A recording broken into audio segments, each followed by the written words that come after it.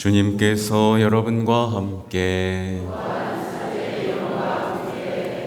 마르코가 전한 거룩한 복음입니다.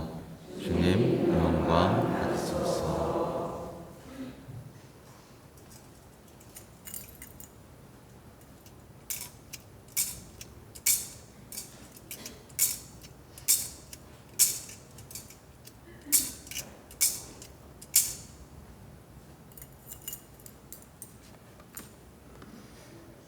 그날 저녁이 되자 예수님께서 제자들에게 호수 저쪽으로 건너가자 하고 말씀하셨다. 그래서 그들이 군중을 남겨둔 채 배에 타고 있던 예수님을 그대로 모시고 갔는데 다른 배들도 그분을 뒤따랐다. 그때 거센 돌풍이 일어 물결이 배 안으로 들이쳐서 물이 배에 거의 가득 차게 되었다. 그런데도 예수님께서는 고물에서 베개를 베고 주무시고 계셨다. 제자들이 예수님을 깨우며 스승님, 저희가 죽게 되었는데도 걱정되지 않으십니까? 하고 말하였다. 그러자 예수님께서 깨어나시어 바람을 꾸짖으시고 호수더러 잠잠해져라, 조용히 하여라 하시니 바람이 멎고 아주 고요해졌다. 예수님께서는 그들에게 왜 겁을 내느냐? 아직도 믿음이 없느냐? 하고 말씀하셨다. 그들은 큰 두려움에 사로잡혀 서로 말하였다. 도대체 이분이 누구시기에 바람과 호수까지 복종하는가? 주님의 말씀입니다.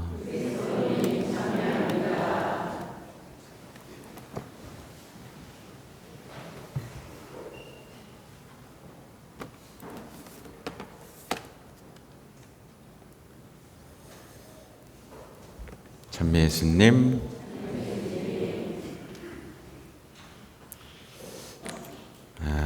제가 미사를 시작하기 전에 간곡하게 다시 한번 부탁을 드립니다. 주님께로 오는 어린이들을 막지 마십시오. 네, 여러분도 다 어린이였고요. 네, 막지 마십시오. 절대로 주님을 화나게 하지 마십시오. 아셨죠? 어린이들의 울음소리가 천상의 소리로 들리지 못하는 건 여러분 탓이지 아이 탓이 아닙니다. 명심하십시오.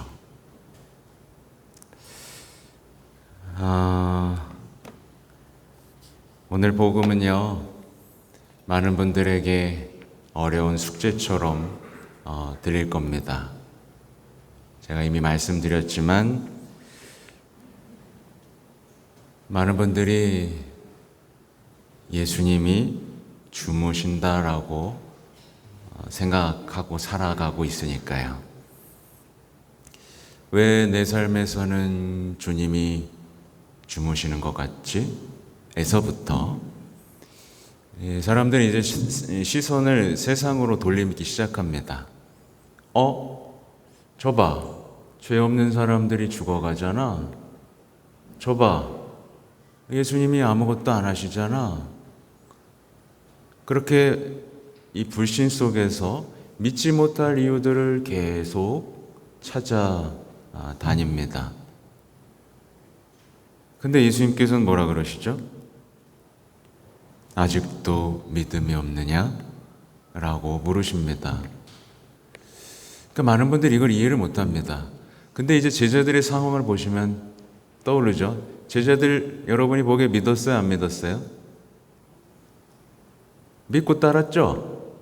그죠? 적어도 다 버렸어요. 그죠? 믿고 따랐습니다. 근데 예수님이 뭐라 그러시죠? 믿음이 없다고 합니다. 근데 이게 한 번만 나오나요? 계속 나오죠. 그죠? 이 믿음이 약한 자야. 에서부터 그의 믿음은 십자가 앞에서 고스란히 드러납니다. 유다가 믿고 따랐지만 유다는 그 믿음이 배신에 이르고요. 그죠? 베드로는 도망갑니다. 믿은 거예요? 안 믿은 거예요? 우리는 이 예수님의 말씀을 깊이 새겨야 됩니다. 도대체 믿음이 뭐지? 정말 진지하게 생각해야 됩니다. 오늘 복음에서 핵심은요, 사실은 첫 문장에 있습니다. 우선 그날은 저녁이었어요. 밤이었습니다. 이 세상하고 똑같죠? 이 세상을 보면 여러분 믿음이 생겨요, 안 생겨요? 보이는 것만 보면요. 안 생기죠? 안 생기죠? 그리고 또 핵심은 예수님께서 하신 말씀이 있습니다. 호수 저쪽으로 건너가자. 예수님이 말씀하셨죠, 그죠? 호수 저쪽으로 건너가자. 그럼 예수님이 책임을 지실까요, 안 지실까요? 지시죠. 그러면 여러분 여기 생각해 볼 수 있습니다. 여러분은 지금 신앙의 밤의 시대에 살고 있죠. 그럼 여러분은 지금 어딘가로 향하고 있죠, 그죠? 그러면 여러분은 예수의 말씀을 듣고 움직였습니까? 안 듣고 움직였습니까? 가란 대로 갔습니까? 내가 가고 싶은 대로 가고 있습니까? 여기에서부터 시작해야 됩니다. 여기에서부터. 오늘날은요, 다시 한번 말하지만 짙은 어둠의 시대입니다. 그 전에 여러분 고마운 게 있습니다. 미사가 좀 늦었죠? 고해성사 기다려주셔서 고맙습니다. 여러분이 왠지 오늘은 나오고 싶지가 않았는데, 여러분 덕분에 많은 분들이 주님께로 다시 돌아올 수 있었습니다. 그게 형제애죠, 그죠? 아무튼 고맙습니다. 아무튼 오늘날은 어떤 짙은 어둠의 시대예요. 그래서 신자들의 믿음과 희망을 마비시키는 때입니다. 그냥 다들 신자들도 얼굴을 보면 서로 얼굴을 보세요. 믿음 속에서의 기쁨과 희망이 커진 것처럼 보여요? 아니면 걱정투성인 것처럼 보여요? 걱정과 두려움 투성인 것처럼 보여요? 아니면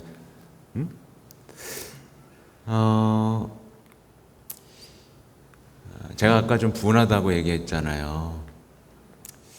그러니까 사탄은요, 우리의 눈을 멀게 합니다. 그래서 서로를 보면 저 사람이 더 행복하고 잘 살고 있다라고 착각하게 만들고, 사람들은 행복한 척 자신을 다 가립니다. 근데 천만의 말씀입니다, 여러분. 신부에게는 대부분 다 드러내거든요. 다 대부분 무너져 있습니다. 행복한 척 하고 있죠. 얼마나 많은 사람들의 삶이 사탄에게 빼앗기고 죽음까지도 몰고 가고 있는지 저는 생생하게 목격하고 있습니다. 보이는 거에 속지 마시라고 말씀드립니다.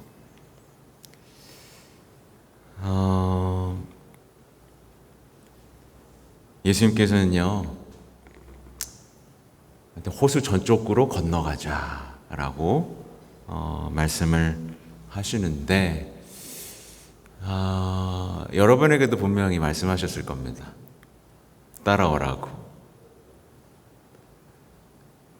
그리고 따라온 거에 만약에 충실했다면, 그리고 기도하는 삶에서 주님과의 거리를 줄이고 그 친밀한 대화 속에 머물고 있다면 여러분이 가진 부르심, 소명도 아마 발견했을 겁니다.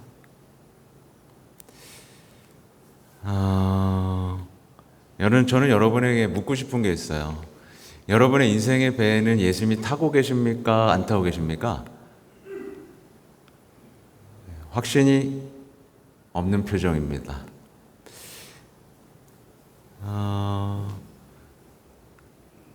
오늘 두서가 없네요. 9시 때 아주 열정을 쏟아붓고 얘기를 해서 그런지 두서가 없습니다. 제가 묻고 싶은 건 이거예요. 만약에 여러분 집 축복 받으신 분 손들어 보십시오. 나 집 축복 받았어요. 나 안 받았어요. 받으나 안 받으나 뭐 소용 있나요? 자, 그럼 차 축복 받으신 분 손들어 보세요. 네, 난 받으나 안 받으나 소용 없어요. 잘 볼게요. 이 부분으로 보면 됩니다. 많은 분들이 집을 축복받고 차를 축복받습니다. 이유가 뭘까요? 이유는 그 집이 예수님을 모시고 항해하는 배가 되기 위해서입니다. 그 집안의 중심에 예수님을 모시고 예수님이 가라는 대로 가고 예수님과 함께 기도하면서 모든 문제를 예수님께 의탁하면서 사탄의 방해물에, 그러니까 사탄은 가정을 해체시키려고 하죠. 서로 미워하게 하죠. 그 모든 위협 속에서 그 배가 침몰하게 하죠. 가정이라는 배를. 그렇기 때문에 위험하기 때문에 이 집에 예수님을 모시고 우리가 원하는 삶이 아니라 예수님이 바라는 그 삶, 저쪽으로 가자. 그렇게 가기 위해서 축복을 받는 겁니다. 차도 마찬가지입니다. 차를 타서 예수님과 함께 기도하고 예수님께서 가자는 곳으로 가기 위해서입니다. 그렇게 예측할 수 없는 희망과 사랑의 여정을 떠나기 위해서 우리는 축복을 받고요. 또 성체는 왜 모십니까? 예수님과 함께 인생이라는 위험하고도 미로와 같은 이 인생이라는 배에서 정말 그 모험을 떠나기 위해서입니다. 근데 많은 분들이 축복을 받아놓고 뭐 하죠? 예수님 내리세요. 갈 데가 있습니다. 자신들의 즐거움, 혼자만의 시간을 위한 여행을 떠납니다. 그동안에 이 배가 어떻게 되고 있죠? 침몰하고 있음을 눈으로 똑똑히 목격하면서도 회개할 생각을 안 합니다. 가정이 침몰하고 있는데 눈으로 보이잖아요. 보이거든요. 저도 본당 신부기 때문에 본당이 침몰하고 있는지 예수님을 모시고 항해하고 있는지 보입니다. 예를 들면 성가대가 예수님을 모시고 항해하고 있는지 자기들끼리 툭탁하며 침몰하고 있는지 보입니다. 모든 단체가 다 그렇습니다. 저는 묻고 싶습니다. 여러분, 누구와 있죠? 어디로 향하고 있죠? 이 신앙의 밤을 누구와 함께 헤쳐나가고 있죠? 이미 말씀드렸지만 아주 쉬운 예가 하나 있죠. 많은 이들이 성당에 나왔다가 뭐가 이렇게 뒤틀리면 안 나옵니다. 안 나와요. 그럼 누구와 있었을까요? 누구와 있었을까요? 어디로 향하고 있었을까요? 마지막 순간 누구와 얘기했을까요?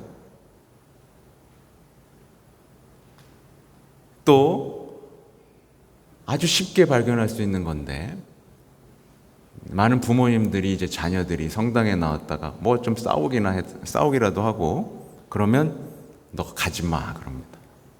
너 성당 나가지 마. 그리고 자기도 안 나갑니다.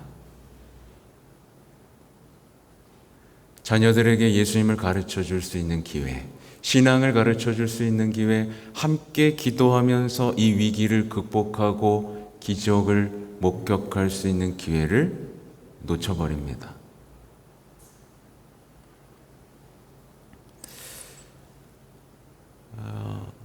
예수님과 함께 항해하면 안전합니다. 그렇죠? 여기에는 또 다른 여러 질문들이 있을 수 있어요. 안전하기만 한 건 아닙니다. 안전해요. 안전한데 때때로는 예수님이 가신 길을 따라가야 되기도 합니다. 근데 다른 게 있죠. 예수님의 길을 따라가면서도 안전하다고 느낍니다. 아무튼 그건 오늘 할 얘기가 아니고요.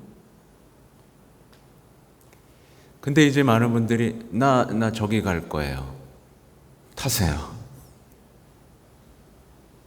그리고 지켜주세요. 그리고 세워놓습니다.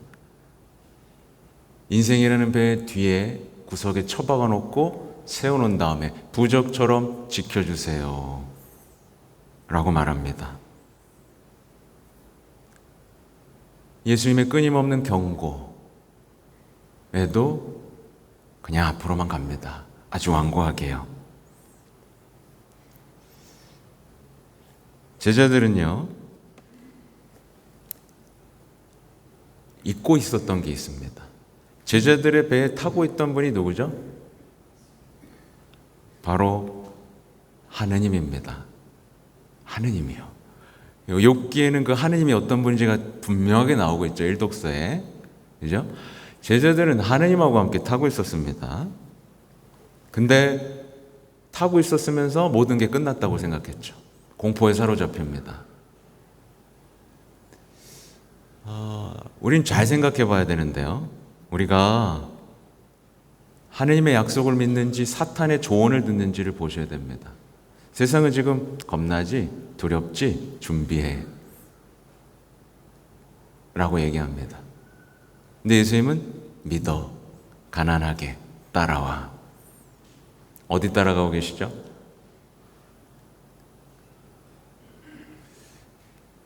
예수님께서는 말씀하신 걸 다 지키십니다.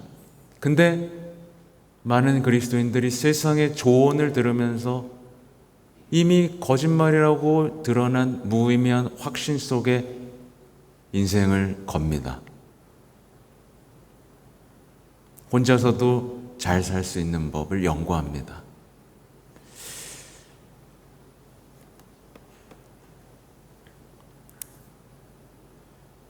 제자들은요, 예수님이 아무것도 안 한다고 생각했습니다. 여기서 우리가 이제 뭘 회개해야 되는지를 분명하게 발견할 수 있는데요. 제자들은 예수님을 따르기는 했지만 예수님을 삶의 중심에 둔 적이 없는 겁니다. 아직. 예수님을 삶의 중심에 둔 게 아니라 인생이라는 배 뒤편 고물에 모셔두기만 했습니다. 마치 그거예요. 우리 가정에 십자고상, 예수 성심상, 성모상이 있죠, 그죠? 근데 모셔두기만 합니다. 그 앞에서 기도하는 시간은 없는 거예요. 자신을 위해서는 얼마든지 시간을 쓸 수 있지만 비율을 따져보시면 됩니다. 과연 내가 쉬는 동안 예수님 앞에서 무릎 꿇고 기도한 적이 있었나? 모셔만 뒀나? 기도했나? 보시면 됩니다. 내 신앙의 중심에 기도를 두면서 기도를 배워가고 기도가 익숙해지고 기도가 좋아졌는지, 아니면 아까 제가 말씀드린 대로 혼자 힘으로 잘 견디고 해결하고 쓰러지지 않는 법만 익혔나? 예수님은 쓰러지는 법을 알려주고 계시거든요. 근데 쓰러지지 않는 법만 익히고 있지 않았나 봐야 됩니다.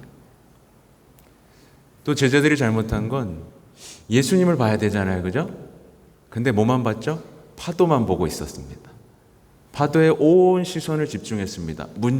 이게 문제야. 이게 문제야. 내 인생에 이게 문제야. 저 사람만 없으면 돼. 이 문제만 점점 커집니다. 그러는 동안 인생은 침몰하죠. 예수님을 봐야 되는데. 그렇게 해결해 주시고 살려주시는 분과 이야기를 나누는 이 기도라는 아름다운 삶을 시작해야 되는데, 그게 아니라 사탄과 이야기를 나누며 낙담, 체념이라는 덫에 걸릴 수도 있습니다. 그래도 이 제자들이 잘한 게 하나가 있습니다. 뭐라고 기도했냐면 스승님, 저희가 죽게 되었는데 라고 말합니다. 적어도 제자들은 저희라고 느낍니다. 예. 여러분은 우리 본당 신자들을 우리라고 느낀 적이 있나요? 더 나아가 전 세계 사람들, 전쟁으로 죽어가고 있는 사람들을 우리라고 느낀 적이 있습니까? 많은 신앙인들이 기도할 때 저 좀 구해주세요만 얘기합니다. 저희라고 주님의 기도 때 말을 하면서도 나 이것만 얘기를 하는 거죠. 그래서 어떤 처지가 됐냐면 저부터 살고 봐야겠습니다 하고 배에서 뛰어내리는 거예요. 근데 빛은 하나도 없어. 그냥 물결에 떠돌아다니는 거. 인생의 고립감과 외로움. 어디로 가야 될지 모르는 처지에 놓이는데, 이게요, 여러분. 유치원 애들부터 그래요. 저 어제 좀 충격받았습니다. 유치원 애들이요, 이제 뭐 부모님한테 편지 쓰는 시간을 갖잖아요. 아버지 사랑해요. 커서 효도할게요. 이렇게 써야지라고 하면은 싫어요. 그래. 전 크면 따로 살 거예요. 유치원 애들이. 여러분 현실이에요. 네, 현실이에요. 아빠가 맨날 게임하고 있고 엄마도 게임하고 있고 밥은 다 밀키트로 해주고 있고 한 번도 사랑을 느껴본 적이 없는 거예요. 전 여러분에게 말씀드리고 싶어요. 적어도 우리 어르신들은 적어도 밥은 해먹였어. 근데 젊은 분들은요, 밥을 안 해먹이더라고요. 제가 잔소리하는 게, 여러분 해줄 수 있을 때 해주세요. 네, 다른 데서 답 찾지 마세요. 성모님이라는 기준이 있어요. 그리스도인들은 성모님이라는 기준이 있고요, 성요셉이라는 기준이 있어요. 근데 우리는 자꾸 말 나온 김에 하면 요즘 사람들 다 맞벌이 합니다. 그죠? 어쩔 수 없다라고 얘기하고 할머니들은 애 봐줍니다. 근데 그게 시작이에요. 재앙의 시작이에요. 사실은 아이들이 정서적으로 어떻게 되고 있는지 점검할 수 없게 됩니다. 한 번 단절되면요, 힘들어도 얘기 안 해요. 그리고 나중에 뒤통수 맞습니다. 육아라는 위대한 일에 대한 이런 얘기하면 이제 사람들이 싫어하죠. 뭐야 저 신부, 애는 키워봤어? 그러면서 도망가겠죠. 네. 잘 보십시오. 예수님이 잠드신 게 아닙니다. 누가 잠들어 있죠? 제자들이 잠들어 있는 겁니다. 예수님께서는 잠드시는 것으로 제자들을 지금 깨워주고 싶으신 거예요. 우리가 지금 세상을 볼 때 예수님이 잠든 것 같죠? 누가 잠든 거예요? 우리가 잠든 겁니다. 우리가 못 보고 있는 거예요. 우리가 진짜를 못 보고 보이는 것만 보고 있는 겁니다.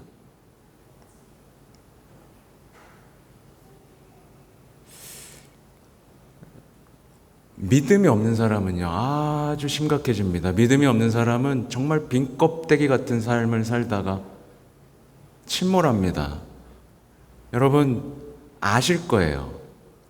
여기서 한 번이라도 침몰해보지 않은 분들 없을 겁니다. 아니면 지금도 물 들어오는 거 보고만 있는 분도 있을 겁니다. 믿음이 뭔지 아셔야 돼요, 여러분. 이제 받아들여야 됩니다. 혼자서는 안 되는구나. 내 힘만으로 안 되는구나. 이걸 아셔야 되고요. 못 믿을 이유를 찾아 나서면 안 됩니다. 나부터 봐야 됩니다. 세상은 이런데요, 예수님 계신 거 맞아요? 아니요. 그 질문은 나중에 사라질 겁니다. 여러분부터 보세요. 여러분 배가 침몰하고 있는지 안 침몰하고 있는지 이것부터 보시고, 여러분의 배를 다시 정상적으로 항해하게 할 수 있는 분이 누군지부터 보세요. 기도하시라는 얘기고, 기도 속에서 다시 예수님이 구원자라는 걸 보면 그때 비로소 여러분이 갖고 있는 모든 질문에 대한 답이 기도를 통해 여러분에게 주어진다는 것을 아시게 될 겁니다. 너무 길어지면 안 되니까 여기까지만 하겠습니다. 아멘.